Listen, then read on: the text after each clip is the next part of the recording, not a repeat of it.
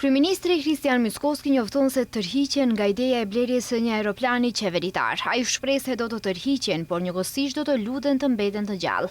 Mickoski tha se gjatë këtyre viteve në pushtet e ka përdorur aeroplanin 4 herë në përputhje me dispozitat ligjore.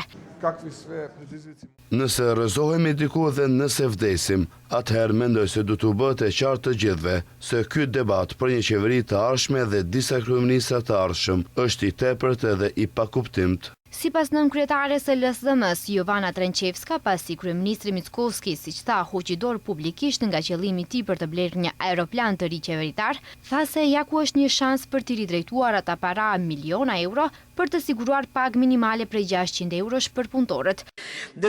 Tani nuk ka më justifikim se nuk ka para, meqense parat ishin planifikuar për një aeroplan të ri, dhe tani dëgjuam se nuk do të blihet. Përveç kësaj, keni edhe artikuj nga buxheti që grupi parlamentar i LSDM-s propozoi për të siguruar para për rritjen e pagës minimale, kështu që ka para. Pas akuzave nga LSDM se qeveria po shqyrton blerjen e një aeroplani të ri qeveritar në vend që t'i ridrejtojë këto para për pagat e punëtorëve dhe projektet infrastrukturore, qeveria një ditë më parë informoi se aeroplani qeveritar është përdorur ekskluzivisht në përputhje me rregulloret dhe aktet për përdorimin e tij, dhe se nuk ka asnjë formë abuzimi.